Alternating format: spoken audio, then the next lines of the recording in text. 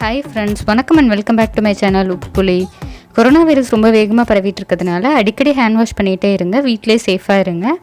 நாமளும் சேஃபாக இருப்போம், நம்ம ஃப்ரெண்ட்ஸ் அண்ட் ஃபேமிலியை சேஃபாக வச்சுப்போம். இன்றைக்கி நம்ம பார்க்க போகிற ரெசிபி பார்த்திங்கன்னா கத்திரிக்காய் கறி எப்படி செய்கிறதுன்னு தான். கத்திரிக்காய் குழம்புன்னு கூட சொல்லலாம். நம்ம சேனலில் நிறைய வெஜிடேரியன் ரெசிபிஸ் போட்டிருக்கேன். அதோட லிங்க் வந்து கீழே டிஸ்கிரிப்ஷன்லேயும் என் கார்ட்ஸ்லேயும் தரேன், பார்க்காதவங்க செக் பண்ணிக்கோங்க. இப்போது ஒரு மிக்சர் ஜாரில் 1 ஸ்பூன் அளவுக்கு மிளகு சேர்க்குறேன், 1 ஸ்பூன் சீரகம் சேர்க்குறேன். சேர்த்து இதை ஃபஸ்ட்டு நல்லா பவுடராக அரைச்சிக்கிறேன். இந்த மாதிரி ஒரு லைட்டாக கோர்ஸான பவுடராக அரைச்சிக்கிறேன். இப்போ ஒரு 4 பல்லு பூண்டு அப்படியே தோலோடவே போடுறேன். போட்டு இதையும் வந்து ஒரே ஒரு சுற்றி எடுக்க போகிறேன். கோர்ஸாக கிட்டத்தட்ட இருக்கும், பூண்டோட ஃப்ளேவர் நல்லாயிருக்கும்.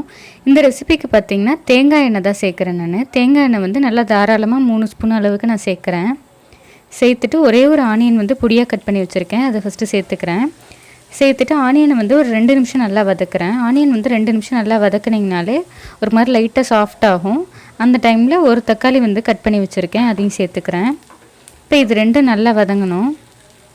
ஒரு 2 நிமிஷத்துக்கு வதக்குனிங்கன்னா நல்லா வதங்கிடும். நல்லா வதங்கினதுக்கப்புறம் பூண்டு வந்து ஒரு 4 பூண்டு வந்து தோல் நீக்கிட்டு கட் பண்ணி வச்சுருக்கேன், அதையும் சேர்த்துக்கிறேன். சேர்த்துட்டு இதையும் ஒரு 2 நிமிஷம் நல்லா வதக்குறேன். கத்திரிக்காய் பார்த்திங்கன்னா உங்களுக்கு எண்ணெயோடவே ஃபஸ்ட்டு நல்லா வதக்குனா தான் உங்களுக்கு அது நல்லா சாஃப்டாகும். அதுக்காக நான் ஒரு 8 மீடியம் சைஸ் கத்திரிக்காயை வந்து கட் பண்ணி வச்சுருக்கேன். ஸ்லைசஸாக மீடியம் சைஸ் தான் நான் கட் பண்ணி வச்சுருக்கேன். அதை ஃபஸ்ட்டு இந்த எண்ணெயிலே போட்டு நல்லா வதக்கிக்கிறோம். கட் பண்ண உடனே அதை வந்து தண்ணியில் போட்டு வச்சுருங்க, இல்லைன்னா அதோட கலர் வந்து லைட்டாக சேஞ்ச் ஆன மாதிரி இருக்கும்.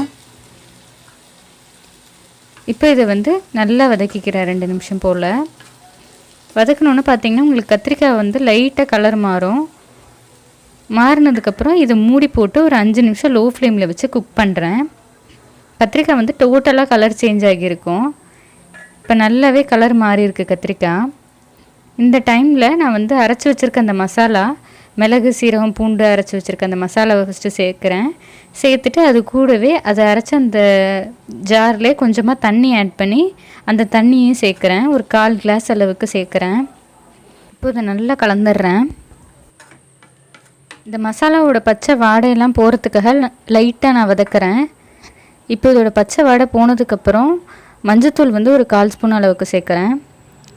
காஷ்மீரி மிளகாய்த்தூள் சேர்க்குறேன், இங்கே 1 ஸ்பூன் அளவுக்கு சேர்க்குறேன். சப்போஸ் மிளகாத்தூள் சேர்க்குற மாதிரி இருந்தால் கொஞ்சம் கம்மியாக சேர்த்துக்கோங்க. 1/2 ஸ்பூன் அளவுக்கு உப்பு சேர்க்குறேன். காஷ்மீரி மிளகாய்த்தூள் பார்த்திங்கன்னா உங்களுக்கு கலர் நல்லா வரும், ஆனால் காரம் கம்மியாக இருக்கும். இங்கே நம்ம மிளகு வந்து அதிகமாக சேர்த்துருக்கோம். அதனால் சப்போஸ் காஷ்மீரி மிளகாய்த்தூள் இல்லை, மிளகாத்தூள் சேர்க்குறீங்கன்னா 1/2 ஸ்பூன் அளவுக்கு சேர்த்துக்கிட்டாலே சரியாக இருக்கும். இப்போது இதை மூடி போட்டு ஒரு 5 நிமிஷம் வரைக்கும் மீடியம் ஃப்ளேமில் வச்சு குக் பண்ணுறேன். கத்திரிக்காய் நல்லா குக்காக இருக்கும். இப்போ 5 நிமிஷம் கழிச்சு பார்த்திங்கன்னா எண்ணெயெல்லாம் நல்லா பிரிஞ்சு கத்திரிக்காய் நல்லா குக்காகி ரெடியாக இருக்கும். இப்படியே நீங்கள் சர்வ் பண்ணலாம், நல்லாயிருக்கும்.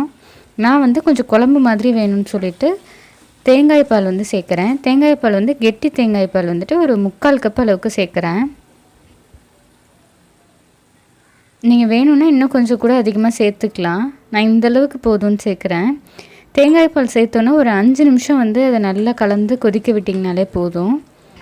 கொஞ்சம் நல்லா கெட்டியாக உங்களுக்கு குழம்பு மாதிரி வரும். குழம்பு இன்னும் கொஞ்சம் தண்ணியாக வேணும்னு நினச்சிங்கன்னா தேங்காய் பாலோ இல்லை தண்ணியோ கொஞ்சம் எக்ஸ்ட்ரா சேர்த்துக்கலாம். நான் வந்து இந்தளவுக்கு கன்சிஸ்டன்சி வேணும்னு சொல்லிட்டு இவ்வளோ தான் தேங்காய் பால் சேர்த்துருக்கேன்.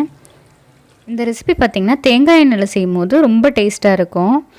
அவ்வளோதான், நம்ம பிரிஞ்சால் கறி சூப்பராக ரெடி ஆகிடுச்சு. இது தோசை, இட்லி, ரைஸ் எல்லாத்துக்குமே சூப்பராக இருக்கும்.